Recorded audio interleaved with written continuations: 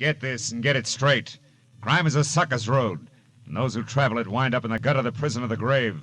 There's no other end, but they never learn. From the pen of Raymond Chandler, outstanding author of crime fiction, comes his most famous character in The Adventures of Philip Marlowe.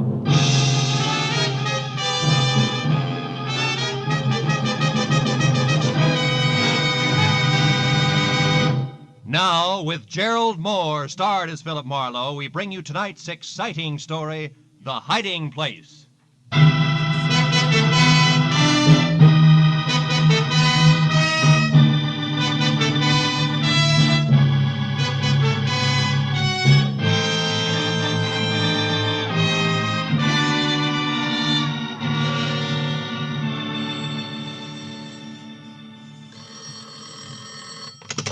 Mrs. Brown's gift shop. Oh, yes, Mr. Waltman. The bookends? Well, let me see now. That was the little Dutch figurines, wasn't it? The boy and the girl? All right, fine. Well, I'll have to... Oh, hold the line a minute, Mr. Waltman. Mr. Marlowe, you're back. Yes, Mrs. Bryant. Did you find him, Mr. Marlowe? Did you find Chipper? Chipper is dead, Mrs. Bryant. Oh, Take it easy, Mrs. Bryant. Maybe you better sit down here. No. I'm all right. There's a customer waiting on the phone. I'll finish that. Then I want you to tell me everything you found out about my son. Sure. I'll only be a moment. As Martha Bryant went to the telephone, I braced myself for the story I had to tell her. I tried to figure some last-minute way of making hard facts a little softer for a sweet, brave, gray-haired lady who deserved a better break. The first thought about what had happened brought the whole ugly business rushing back at me again. Turned my mind back like a clock to where it had all begun yesterday morning in my office. And that same Martha Bryant, full of hope and quiet courage, had walked up to my desk, handed me a letter, and asked me to find her son. His name is Chipper, Mr. Marlowe. Or rather, Chip. Now that he's a grown man, he's 22. He left suddenly without a word 6 months ago. Oh? I've heard nothing until this morning when that letter there addressed to Chip came in the mail. Postmark St. Louis Obispo. Oh, sit down, won't you, Mrs. Bryant? Thank you. Maybe I shouldn't have opened it, but... Well, you see, it's the first indication I've had in all that time that he's even alive. Read it. Dear Chip, it's been a long drag, but the waiting is finally over, darling. Time is now. Meet me at 11:30 Monday night at the House with the Big Wheel, signed Toby. House with the Big Wheel. What does that mean, Mrs. Bryant? I have no idea. But for some reason it frightens me. Oh? 11:30 Monday night. Monday night, that must be tonight. Who is this Toby? Toby Packler. She's a very, very beautiful young woman, platinum blonde. Oh. Chipper believed he was in love with her, I'm afraid. Oh, please don't misunderstand me, Mr. Marlowe. I'm not a possessive mother. I knew I'd give Chipper up someday, only I hoped it would be to a nice, sincere girl. Toby Packler isn't? Well, she's much too fast. The kind who uses too much mascara and wears things like those little anklet chains they call slave bracelets. I tried to find her after Chip left, but she was gone, too. Oh. Tell me, did you and your son argue about Toby, Mrs. Bryant? No. I only saw her once. He knew I didn't think much of her, but that didn't drive him away, Mr. Marlowe. What did? Well, I've never been able to understand. After his father died, Chip became irresponsible and a little wild, perhaps, especially since I had to spend all my time running our gift shop on Ivar, but he was a good boy, really.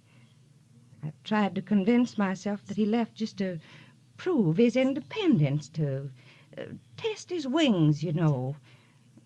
But now... Now what, Mrs. Bryant? Now I'm worried. That letter, it puzzles me. I don't like it. Well, it may mean nothing more than you're getting a daughter-in-law who uses too much mascara. I hope you're right. I want Chip to be happy, to settle down. I want to turn my business over to him. And Will you try to locate him for me? Here, I have his picture here in my wallet. See? Say, Chip looks a lot like his mother, doesn't he? Yes. Please find out if my son is all right. Sure. I'll do my best.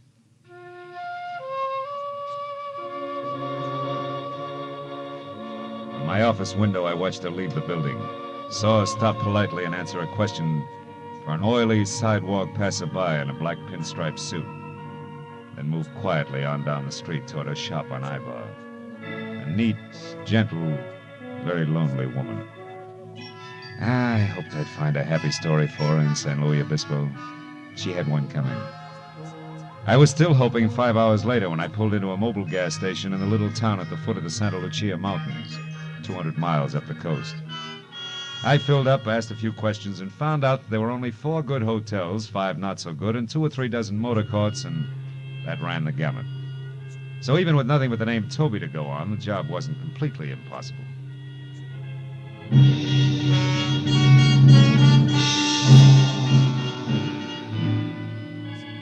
By the time I'd worked my way down into the motor courts, the sun was sneaking off between the rocky hills toward the ocean, and I was still collecting negative answers.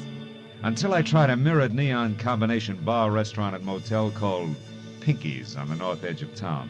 Sorry, mister. No Toby Packler registered here. Now, wait a minute. Are you sure? She's a lovely platinum blonde about... About what? Huh? Oh, never mind. Skip it, Pinky. Maybe this is better. When I glanced across the lobby at the bar, I caught a man watching me. He was the same oily character in a black pinstripe suit that I'd seen stop Mrs. Bryant on the street outside my office back in L.A. He ducked away, and I beat it into a bar. Just in time to see him slip out a side door, so I followed him. Outside, a gravel path wormed through a grove of dejected pepper trees, wound up in a lonely walled patio, and when I got there, Oily was out of sight. The reason was simple. The nose of his gun in my back said he was behind me. Don't move, Marlowe. Well, name and all. Yeah, sure. I've been tailing you every inch of the way since old lady Bryant went to see you this morning. What's the connection, Oily? Exactly 6 long months of watching and waiting. For what? For a move on you 2 skunks that have to make some time. And from the way you've been working, you don't know enough to do yourself any good or me any harm. So take some advice. Go back to L.A. Leave it alone. Leave what alone? That's none of your business, people. I'll take over from here. But just in case you run into Chip Bryant or Toby on your way out of town, tell them from me they're not cutting Lou Race out of his share of $110,000. I'm going to get it, one way or another. And so you won't forget, use this. Oh! For a reminder.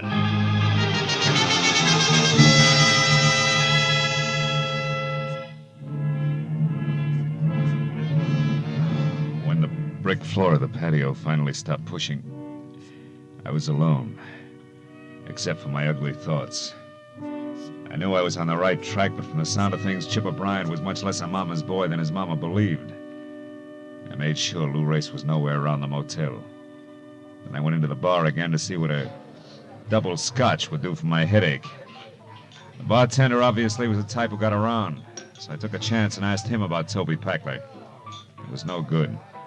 But when I described Toby as a beautiful platinum blonde, a girl sitting alone 2 stools down, a girl with a short, ragged, mouse-brown hair and extremely flat, misformed face, dropped her eyes and looked away. I suddenly felt very cheap. I flipped a silver buck on the bar and got up. You know, it was the kind of dumb stunt you can't apologize for. You just leave. I was halfway to my car before I realized that the girl had followed me out. Hey, mister. Yeah, you. Just a minute. I turned and watched her come toward me. In the garish neon light, her face was jarringly unreal, the color and texture of hard putty. I heard you inside when you asked about Toby. Yeah, I thought you had. Do you know her, Miss... Palmer. Oh. Yeah, I know her. She's one of my few friends. What do you want with Toby? Well, my Who name are is you? Marlowe. I'm from L.A. I want to talk to her about a fellow named Chip Bryant. She's my only lead. Chip Bryant. Yeah. She never mentioned that name to me.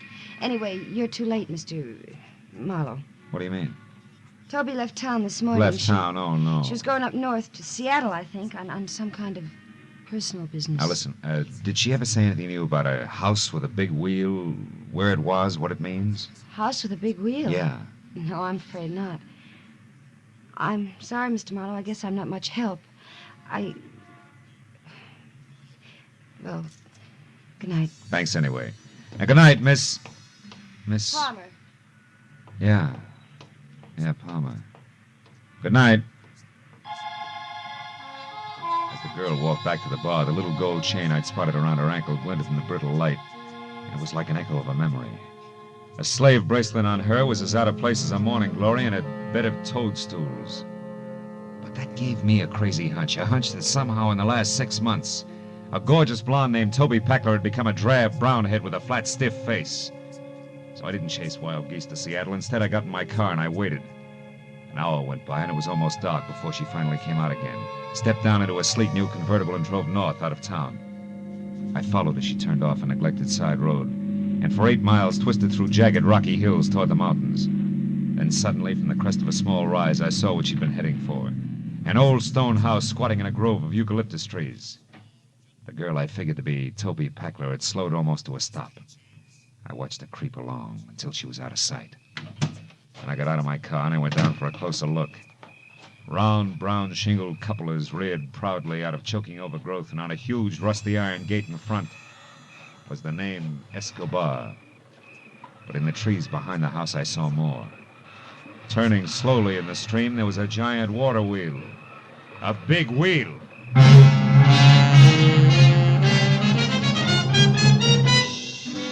I drove fast back to town and stopped at the only place I could figure for a quick answer. The office of the San Luis Obispo Daily Eagle. The night editor was strictly old school, from green eye shade to sleeve garters, but still very much on the ball. So, you want to see the issues of exactly 6 months ago, you say? Yeah. That'd be November. About the 8th, 9th, and 10th. Here you are, son. Help yourself. Thanks a lot. I'm right, this ought to cinch it. Now, careful there. Don't rip those copies. Say, by the way, what story are you looking for? Oh, small something on a party named Toby Packler. It's not here. Wait a minute, maybe it'll be in... Yeah, sure, this is it on page 3. A woman identified as Toby Packler of Los Angeles suffered severe injuries to head and face today when the car she was driving skidded into a bridge abutment 2 miles north of here. So that's how come the face. Miss Packler's condition was announced as critical by Clark Emergency Hospital attendants. Huh? Is that all you wanted? That's enough. If that answers your question, young man, I'll put these copies away. Gotta be careful with Wait a minute, that headline. Huh? What was that? Let's see that. Santa Barbara jewelry store robbed. Daring thieves escaped with gems valued at 110,000. 110 grand. Yeah, I remember that. 2 men and a woman. Got away clean, too. Never caught a one of them. Hey, you don't mean there's a connection between these stories, do you? I don't know. Ask me again after I've checked in at the old Escobar place. Adam Escobar's place? Out in the hills? Oh, you're joking, son. What in the world could that crackpot possibly have to do with a jewel robbery and a car wreck 6 months ago? It beats me, but there's some tie, and you can count on it. I think you're crazy. But if you're going out there, maybe you should be. Now, what's that supposed to mean? You'll have something in common with Adam. He's lived in his own private dream world for so long, he's forgotten what the real world's all about. Goodbye, son. I'll see you later. I hope.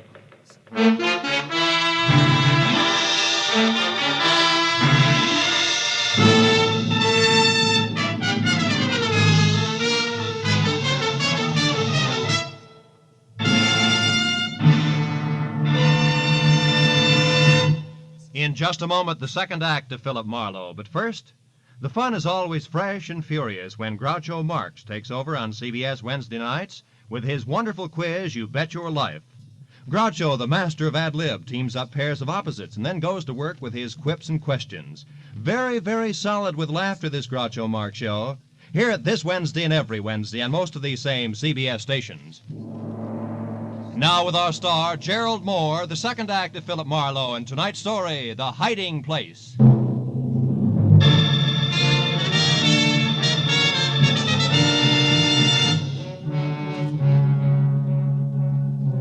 From the road, I had thought of Adam Escobar's place as just another 100-year-old country home. You know the kind, big, aloof, wrinkled, like an aging nobleman who had retired long ago with his memories. Now that I was there and at the rusted iron gate that resented my intrusion out loud, I changed my mind. I saw now it had to be a degenerate nobleman. Also, the nobleman had to be flat broke. I saw it everywhere. The name Escobar on the gate in copper lettering had turned a sickly spotted green. The scuffed, faded family crest inlaid in tile in the cement walk was cracked and crumbled. The exquisite stained glass door was cracked all the way down the middle. Only the engraved card in the slot under the knocker that said Adam Escobar, Esquire, was neat and new. The landed gentry's last-ditch stand. I was about to knock when... You need not bother knocking, sir. I saw you coming up the walk. I am Adam Escobar. He was a small, slight man of maybe 60 plus with a large head held high in spite of the frayed cuffs, patent leather slippers that were cracked and peeling. I introduced myself, then followed him into a musty living room. There, Wiley apologized for no longer having any servants and poured us each some brandy from a cut-glass decanter. I told him all about my search for Chip Bryant, complete with Toby and Lou Race. Frankly, Mr. Marlowe, I am puzzled. Your drink, sir. Oh. Confused. What does all this have to do with me? Well, maybe nothing, Mr. Escobar, but the only guess around is that the jewels were hidden here on your property. The house with the big water wheel the night of the robbery 6 months ago. But why? For what reason, sir? The police? Oh, probably. Trio wouldn't want to be picked up with the stuff on him. Salud. And yours, sir. Thank you.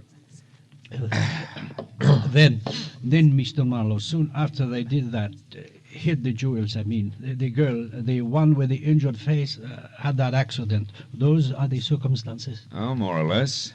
And if I've added right, company's coming by 11:30.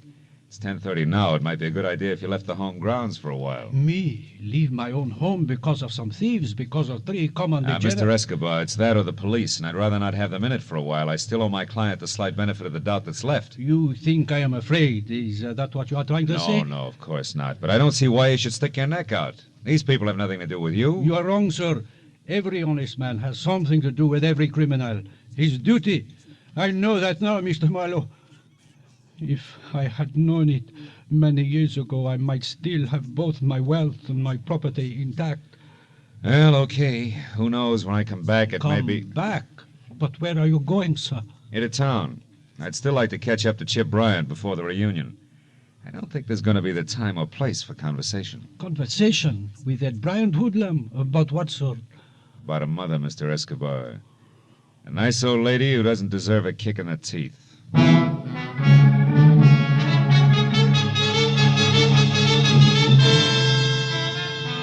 Back in San Luis Obispo, I returned to the missing person door-to-door canvass for the 3rd time that night.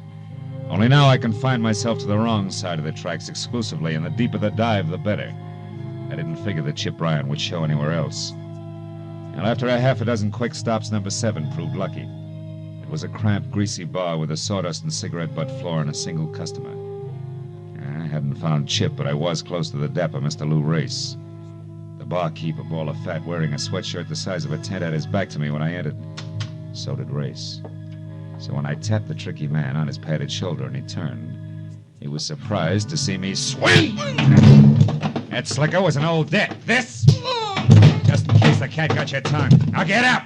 Get ready to answer a few simple questions. Hey, what do you think you're doing? You're busting my table. I'll pay you for it, unless you want to be up to your rolling chins in trouble with the law, Junior. Don't try to help the clientele. The cops?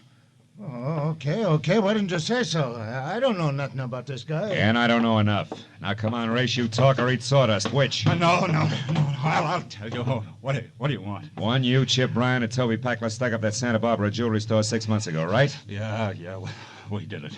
But they crossed me up. It was when the cops were coming and we split. Splitter, you played hooray for Lou Race and ran without worrying about the others. What's the difference? The reason Toby and Chip Bryant won't tell you where they hid the jewels, that's a difference. Nuts. You're standing on one ear, peeper.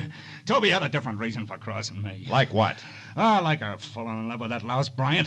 The kid she baited into coming along with us. By flapping her baby blues, the kid who was supposed to drive the car, period. That's how she crossed me. Anything else? Yeah, the topper. Where's Bryant now? One of 2 places. Either with Toby Packler or without. Oh, Packler. Good night, sweetheart. By the time I made it to the door, the second company, Sam Spade, was across the street behind a parked car and streaking for an alley in the middle of the block. And just as I thought I was going to lose him, he came abreast of a dark doorway, and I saw it. An arm raised quickly, the glint of a knife blade. The arm dropped sharply. Whoever had done it slid away in the dark as suddenly as he appeared. When I was next to Race, there was only the caller's card, a black ivory-handled knife, driven to the hilt in between the dapper man's shoulders. He was going out fast. Hey, holy cow, how did it happen, Mr. Shut up, Race. Do you know who got you? The knife. Yeah? Has it got a dark black eye? Black ivory handle, yeah. Why? What does it mean? Who's it belong to, Race? It's the kid. What kid? That little lousy Chip Bryant. He's dead, huh? Yeah. And so are all the prayers of one Mrs. Martha Bryant. Huh? Who's she? Never mind. Listen, call the cops. Tell them my name's Philip Marlowe. I'm a private detective, and I may be able to explain all this later. Right now, I'm due at a house with a water wheel, and I'll explain that later, too. If I'm lucky.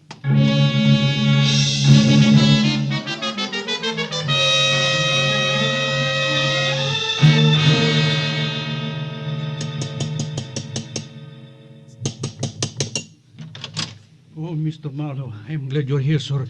It is almost 11:30. I know. Have you seen anyone, Mr. Escobar? No, sir, and I have been watching very closely. And in readiness, my father owned this pistol. Oh, well, I hope it's been oiled since. Now, look, I didn't locate Chip Hey, wait a minute. Isn't that a car there turning off the road without any lights on? Yes, and going along the side of my property line, back to the water wheel.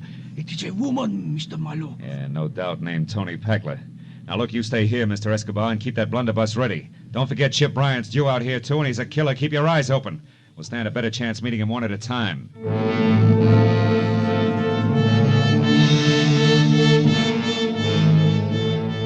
went around to the side of the house quickly, then kept close into a long line of eucalyptus trees that ended at a crumbling building that had once been servants' quarters. After that, it was only 20 yards to the water wheel. 20 open yards to the huge, ancient circle of hand-hewn wood that complained against the side of a dreary, squat stone mill that had long ago died of old age.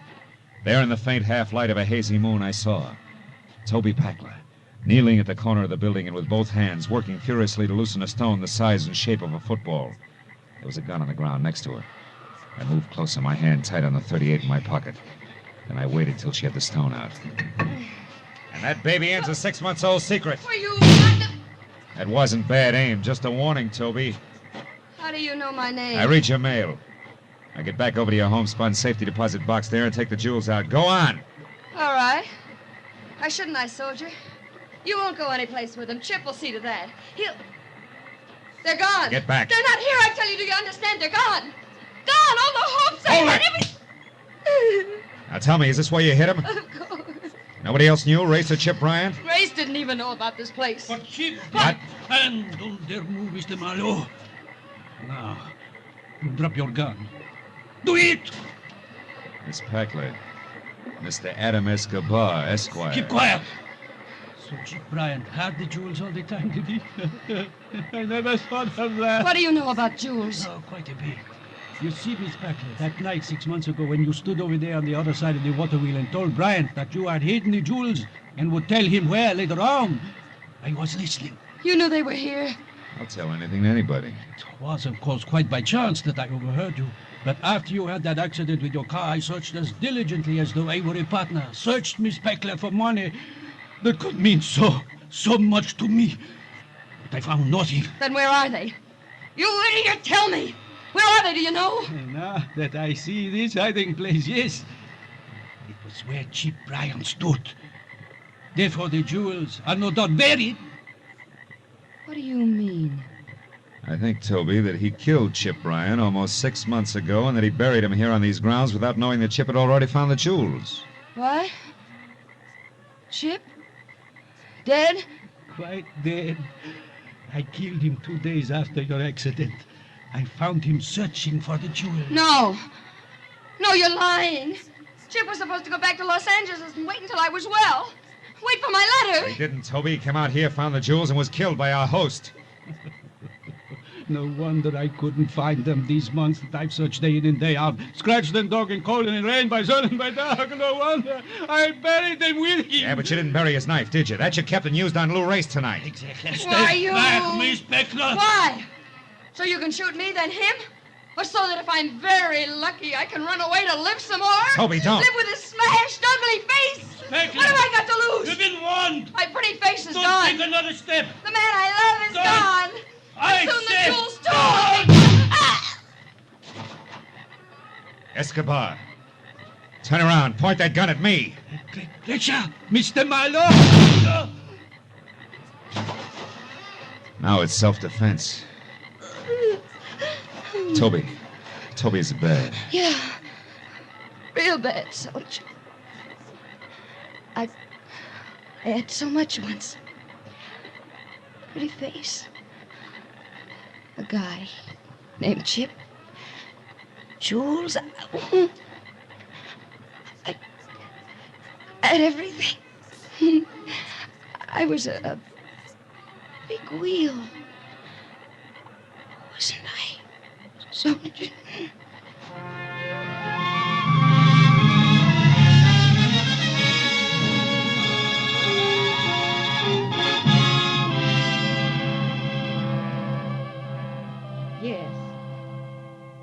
Yes, Mr. Altman, the bookends will be sent out to you this afternoon at the latest.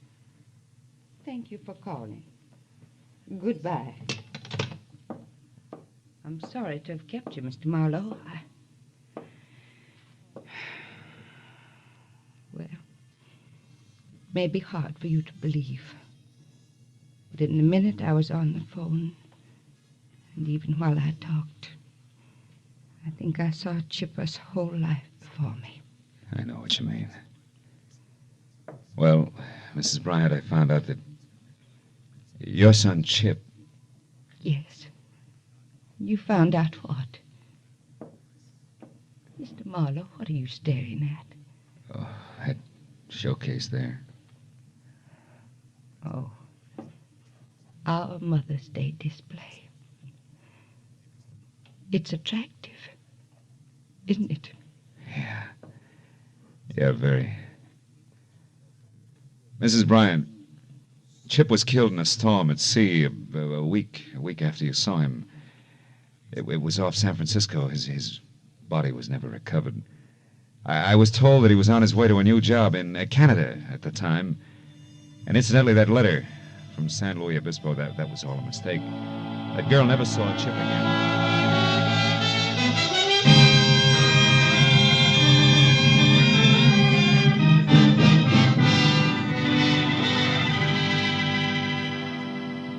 Outside, I left my car where I'd parked it and walked through the busy city street. You know, it's a funny thing. Lies can cause more trouble in this world than almost anything else, they say. And at the same time, can sometimes bring the most happiness.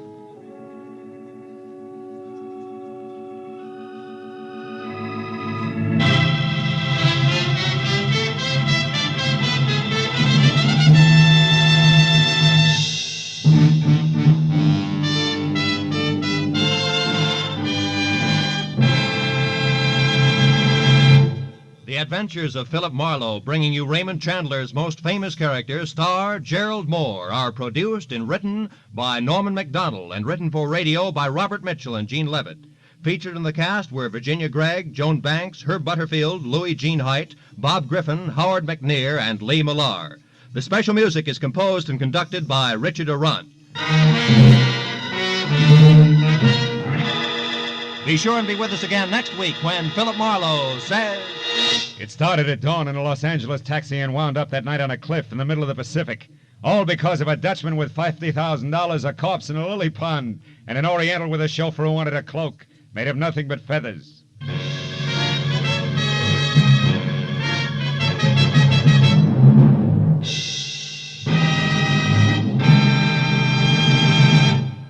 This is CBS, the Columbia Broadcasting System.